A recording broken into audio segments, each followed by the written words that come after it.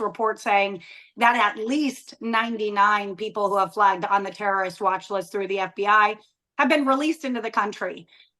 When you find that out, when you learn that, what kind of response did that elicit from you?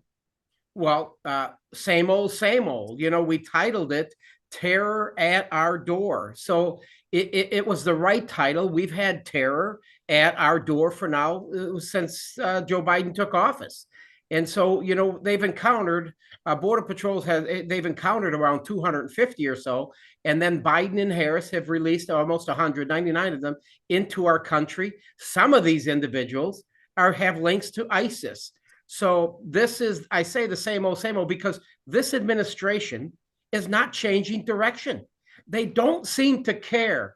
And it's just not the individuals on the FBI terrorist watch list. It's individuals tied to these horrible, brutal, murderous gangs coming out of Venezuela. They're coming from everywhere across the globe. It's a problem, but it just doesn't seem to be much of a concern for Kamala Harris, our border czar, or Joe Biden. Now, when it comes to these individuals on that you guys have reported on now, as of yesterday, where did that data come from? Where did that information come from? Well, all the sources out there. Border Patrol, you know, provides us a lot of information. I mean, it's out there. Do Biden and Harris want to share that information? No, not so much. But we have a great chairman in Jim Jordan, and we do everything we can with our staffs to reach out and get as much information from this administration as we can. There's some things we just can't get, or there's a delay. They want to delay. They don't want us to get the access to the information. But there's a lot of individuals in the Border Patrol that are concerned about what they're seeing take place over the past 3 years, and we get the information. Oh, I know all about the delay and the runaround for sure. We rely heavily on our agent sources as well, because that's unfortunately the only way to get data and information right now. When it comes to these individuals, speaking of data and information, I mean, a lot of the issue from where I sit is the lack of vetting or our vetting process. Talk about that a little bit and what can be done moving forward, because the vetting process has been problematic forever. It's just the sheer magnitude of people now cause greater concern, right? So how do we move forward and strengthen that vetting process? Yes, very little vetting, or let's just say for our purposes, in individuals coming in from Venezuela, no vetting at all. Obviously, countries where we have a strained relationship with, like Venezuela, there is no like information center, like a crime information center, where we can put in a name and find out what type of an individual this was or is in Venezuela. Did he have a criminal history? Did he not? So we have no ability at all to find out when some of these individuals coming up through Venezuela, and they're very bad. They're very, very bad people tied to gangs. They're entering our country, and they just pretty much have to just say, no, I'm a good guy. I don't have any criminal record, and we have no way to verify that.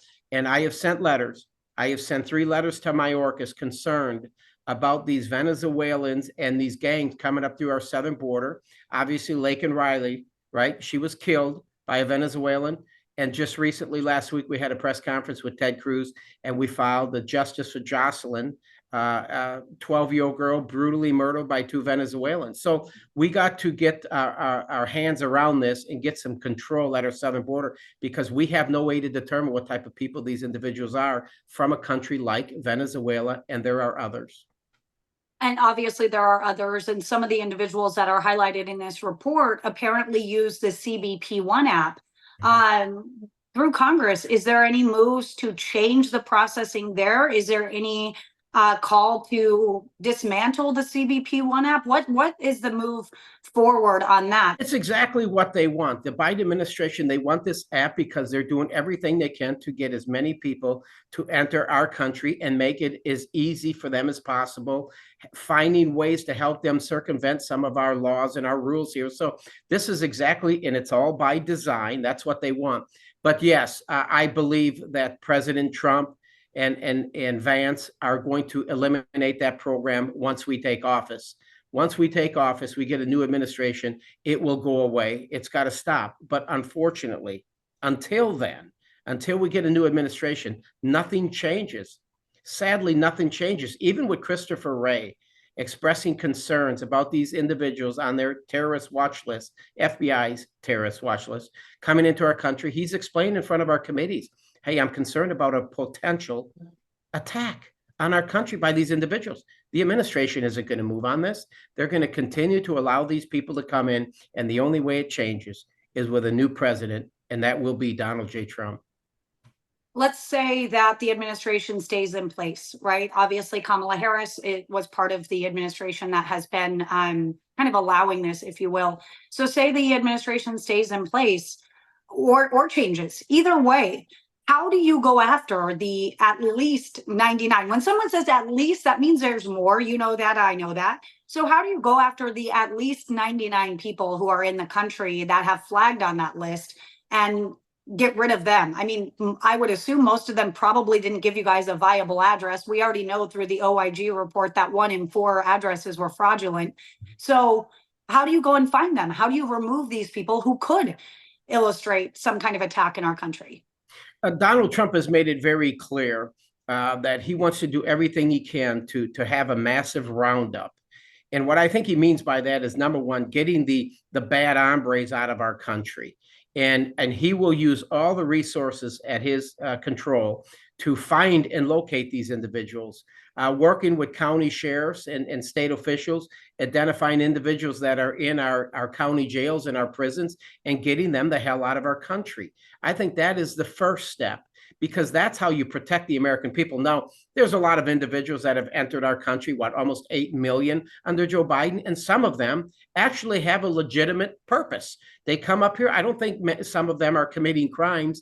I think Donald Trump wants to identify the bad hombres first and get them out of our country, because they're here just to raise chaos. They're here to cause and create chaos. And we've seen it with several of them. And those are the individuals we will be aggressively targeting to get their removal out of our country. Again, I guess, how do you find them? Is it, just you look like a bad hombre, you look like a bad actor? No. I mean, because it will be tough, right, to locate them. I don't think that. I think it's kind of like when you go to some of these sanctuary cities, like Houston, for a good example. Obviously, working with HPD, Harris County Sheriff's Office here in Houston. I mean, we're a very large. They work. They know some of these areas inside these barrios, inside these other areas that may be infested with gang activity and others. And we will find a way. I mean, I got to give law enforcement a little bit of credibility, and they will be able to identify these individuals. We're going to identify them in the first 30 days? I don't think so, but there always seem to have ties into, other violence and other gang activities, and we'll find them. It may take a little bit of a time, but we'll find them and we'll get them out of our country. Putting out a report like this, what do you guys want for a response from the administration? What do you want moving forward? There's no real kind of call to action here. There's just, we're going to keep our finger on the pulse of what's happening on the border. What do you guys want as a committee to see moving forward? Well, I think the whole purpose of this report is to share the true facts and the data with the American people, because you can't believe anything that this administration says. I mean, I don't know how you feel about it, but I've been told for the past almost 3 years that Kamala Harris is the border czar. Is she or is she not? No, she is the border czar. And now the dishonest media are trying to say that she's not the border czar. So they're trying to separate her and Joe Biden from his disastrous policy, and we cannot allow that to happen. So I just think it's important that we as a committee share the facts with the American people, because it's important to them. The economy is very important, but the border is one of the most important issues to the voter today. And we want to make sure and remind them just how disastrous, how America last the Biden-Harris administration has been